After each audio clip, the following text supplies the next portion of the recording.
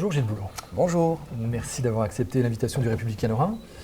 Merci d'être après Patrick Bruel en juin dernier, notre deuxième rédacteur en chef d'un jour dans nos colonnes et sur nos écrans en vidéo. Quelle semaine, dites-moi. Tom Hanks lundi sur votre plateau, à l'occasion de la sortie de son film Capitaine Phillips, une édition spéciale mardi au Stade de France, après la qualification des Bleus pour la Coupe du Monde au Brésil. Blaise Matuidi à Boulogne, Mamadou Sakho en duplex de Liverpool le lendemain. Et quel duplex? Et quel duplex. L'ex-otage Francis Collomb qui se confie enfin hier soir pour la première fois sur les conditions de son évasion au Nigeria. Vous êtes un passionné de sport, vous courez beaucoup, je crois plutôt sur des distances longues. Le 20h, est-ce plutôt pour vous un sprint ou un marathon? Les deux, mon général. C'est un sprint tous les jours, parce qu'on est toujours en retard et qu'on veut toujours aller plus vite pour que les choses soient faites dans les règles de l'art. Et c'est fondamentalement un marathon, parce qu'après la ligne d'arrivée, la bonne blague, c'est qu'il y a une autre ligne d'arrivée le lendemain, et une le lendemain, et une le surlendemain. Donc il faut être bon sur les deux distances. Mais marathonien, c'est indispensable. Vous êtes depuis juin 2012 dans le fauteuil du JT le plus regardé de France. Avant de prendre la succession de Laurence Ferrari, vous avez d'abord remplacé un an plus tôt Harry Roselmack. Justement, en avril 2011, je demandais à Nonce Paolini pourquoi il vous avait fait changer de poste. Ça fait un moment que j'avais envie, avec Catherine Nel, la directrice de l'Info, de faire revenir Gilles. Et il a démontré son grand talent d'abord en Angleterre, ensuite aux États-Unis. Certains l'ont peut-être oublié, mais pas moi, parce que je vais vous faire ses premiers pas de présentation sur LCI, avant qu'il ne s'expatrie en quelque sorte. Et donc on avait l'idée, de toute façon, que Gilles revienne un jour ou l'autre pour travailler sur l'éditorial des journaux télévisés. Avec Catherine, on s'est dit qu'au fond, Gilles Boulot pourrait peut-être faire l'affaire. Et quand il était de passage à Paris, on lui a fait faire un essai qui s'est révélé très concluant. Et donc, je voudrais juste dire simplement que nous n'avons cherché nulle part ailleurs que dans l'équipe de TF1 pour remplacer Harry. Alors vous avez fait même très bien l'affaire, puisque l'audience depuis, je reprends l'expression du patron de la Une, sont en hausse. Quel bilan personnel tirez-vous de ces 18 premiers mois à la tête du JT de TF1 ? Un bilan d'assez grand bonheur professionnel. En fait, c'était à la fois un changement de métier. Après 25 ans de reportage, avec une petite parenthèse de présentation à LCI il y a longtemps, après 25 ans de reportage, vous changez de métier, vous changez de sport athlétique, voilà, et vous changez de pays, vous changez de mode de vie, vous changez de beaucoup de choses. Et donc on se pose plein de questions professionnelles et personnelles. Et c'était un grand bonheur. Et puis c'était aussi l'occasion de retrouver des journalistes, des monteurs, des collègues, des amis, des copains avec lesquels j'avais frayé, sévi et travaillé pendant de longues années en reportage avant. Donc c'était un retour au bercail et je suis très content, très heureux, voilà, dans la dynamique de cette tâche qui est exaltante. C'est formidable, c'est un cadeau extraordinaire. Vous êtes passé quelque part de joueur, de reporter sur le terrain, correspondant notamment à Washington et à Londres, à sélectionneur, rédacteur en chef aussi du JT de 20h. L'adrénaline du présentateur en direct est-elle plus forte que celle du reportage? C'est un stress de nature un peu différente. C'est-à-dire que dans la présentation du journal, il y a un stress, à mon avis, indispensable, qui est un aiguillon. Mais il faut avoir un tout petit peu de décontraction, ce qui est difficile, la balance est difficile. Et en reportage, on parlait du sprint il y a un instant, on court après quelque chose, on court après le camion émetteur, on court après le faisceau, ces 10 minutes qui vous permettent d'envoyer une image de Rio à Paris ou de Washington à Paris. On court, et si on est un peu maniaque et perfectionniste, ce qui est mon cas, on court après le sujet tout en essayant de le faire du mieux possible. Et c'est cette contradiction qu'on essaie de résoudre jour après jour. Je vous sens viscéralement plus journaliste que présentateur. Est-ce que j'ai raison? Encore pendant la conférence de rédaction. C'est-à-dire que présentateur, je n'ai jamais pris de cours de comportement ou de diction. Ou pour me dire, voilà, un présentateur doit être comme ça. Et donc je suis vraiment, puisque mon patron Nonce Paolini et ma patronne Catherine Nel me l'avaient recommandé, quand je leur ai dit qu'est-ce qu'il faut faire, ils m'ont dit, sois à l'antenne ce que tu es dans la vie.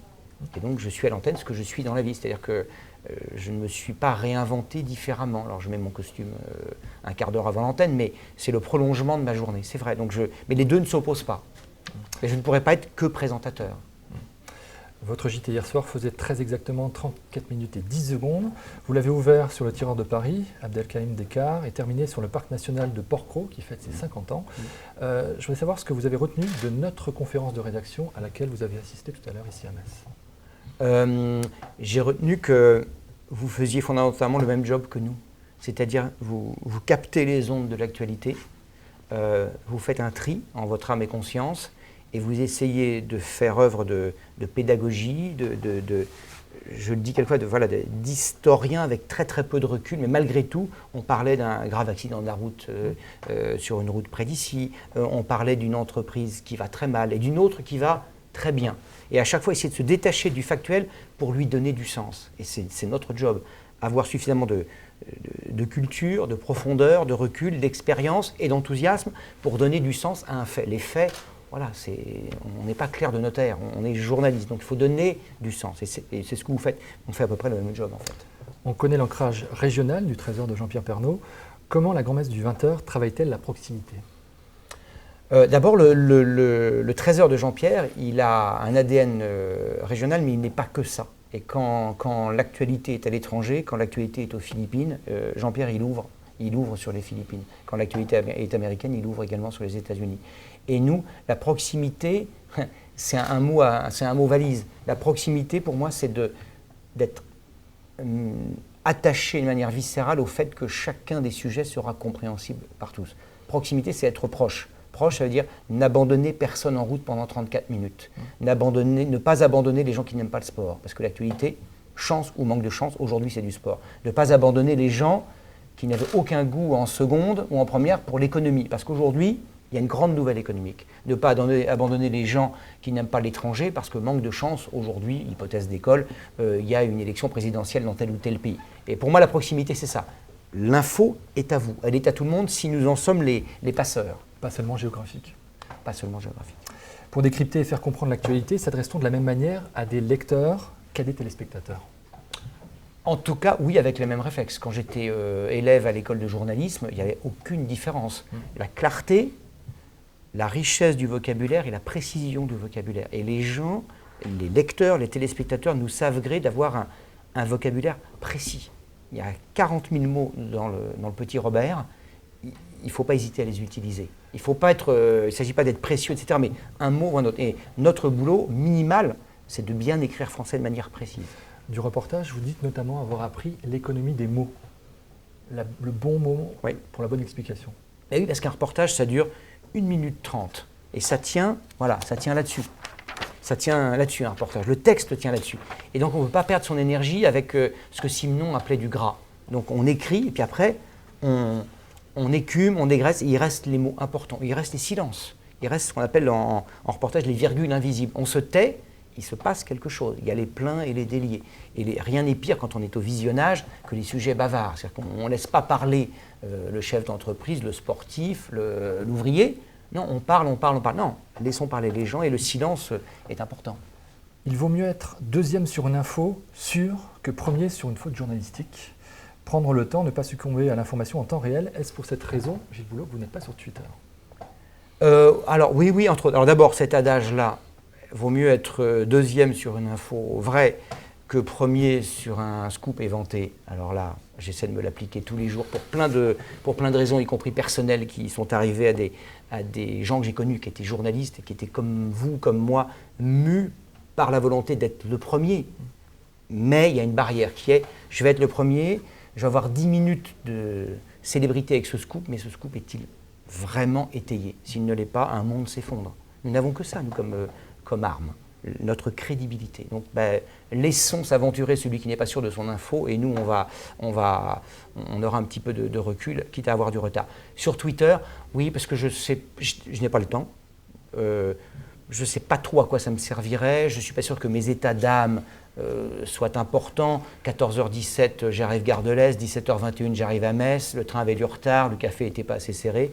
Est-ce que ça intéresse vraiment? Et puis, je ne suis pas La Rochefoucauld, donc je n'ai pas de pensée immédiate à traduire. Mais ça peut avoir de l'importance. Mais je ne vois pas comment je nourrirais un compte Twitter. Et donc, non, je ne me vois pas, non. Votre réponse, notamment au zapping et aux chaînes d'information en continu, c'est de varier les longueurs des sujets, de changer le rythme du journal, de faire des choix forts. Jusqu'où aimeriez-vous bouleverser les codes du 20h?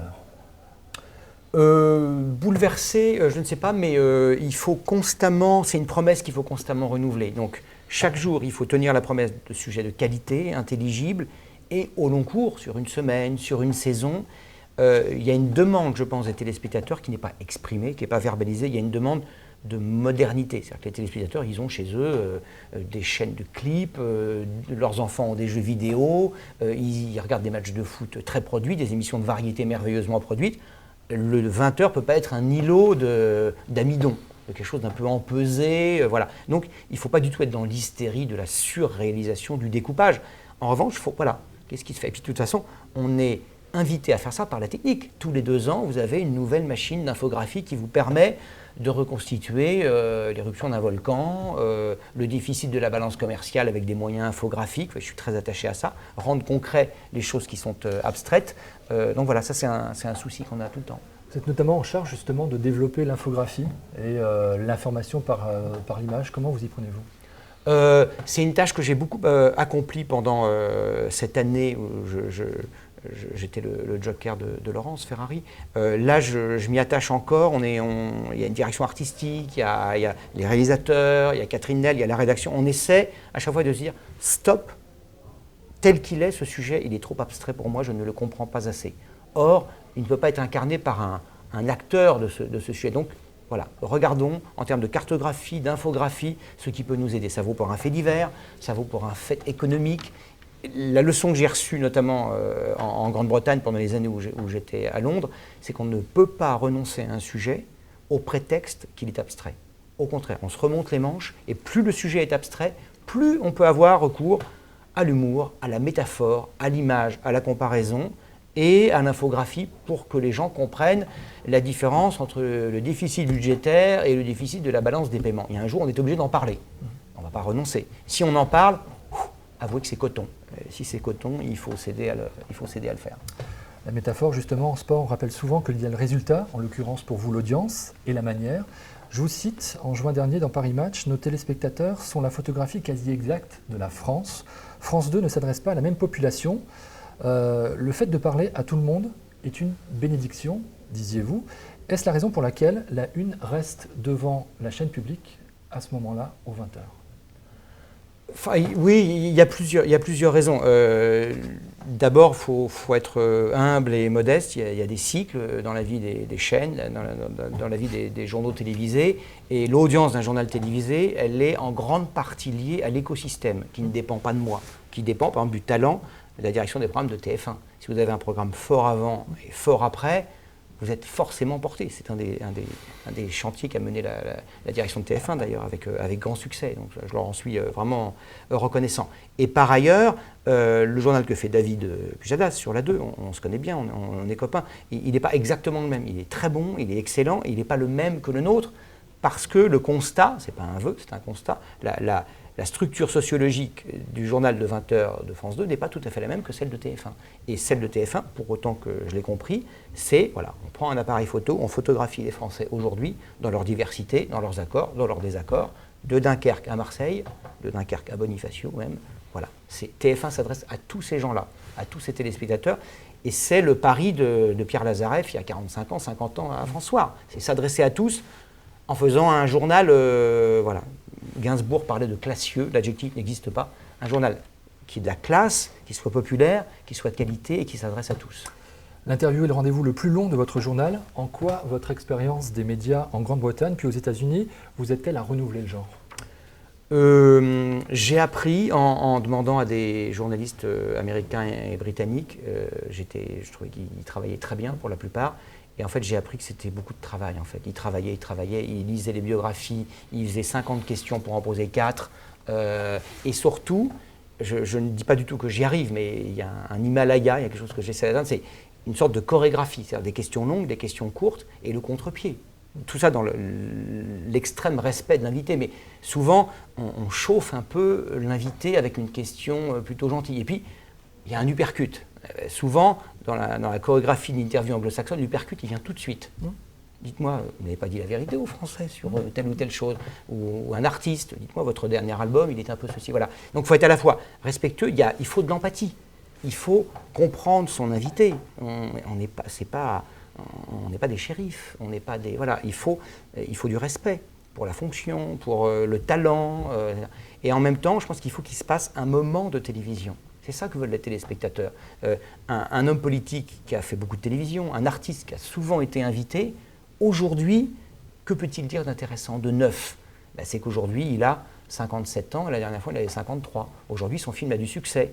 Il y a 3 ans, son film n'avait pas du tout succès. Aujourd'hui, il est intimement, il ne vous le dit pas, mais il est intimement fier de son film ou de son album. Il y a 3 ans, il l'était moins. Voilà, donc essayez de comprendre tout ça en lisant beaucoup. Et puis, pour la politique intérieure, en se faisant conseiller, en discutant longuement avec les journalistes de politique intérieure de TF1. Pour l'économie, pareil, avec l'économie, avec les sports. Plus on en sait, c'est un journaliste américain qui dit ça, plus on en sait avant l'interview, plus on en apprend pendant l'interview. Vous êtes très discret dans les médias. Je ne suis ni jeune ni à la mode, donc je n'intéresse pas la presse people, avez-vous déclaré il y a quelque temps. Ma dernière question sera un peu plus personnelle. Quel regard portent vos 2 filles et votre épouse, qui est aussi journaliste, sur votre JT tous les soirs?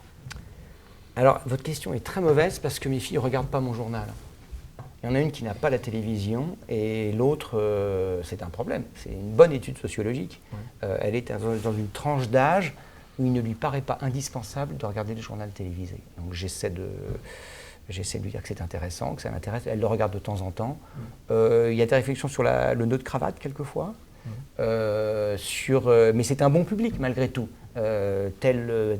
Tel invité était intéressant, tel sujet j'ai aimé. Par contre, telle chose était peut-être un peu creuse, pas assez travaillée. Ce sont pour ce qui concerne mes filles, des téléspectatrices normales, si je puis dire. Donc elles ont un regard très critique. Et ma femme, oui, elle est du métier, donc elle a un œil assez acéré. Elle n'a pas de raison de me faire particulièrement de louanges quand je ne les mérite pas. Merci beaucoup. Mais merci beaucoup de m'avoir invité.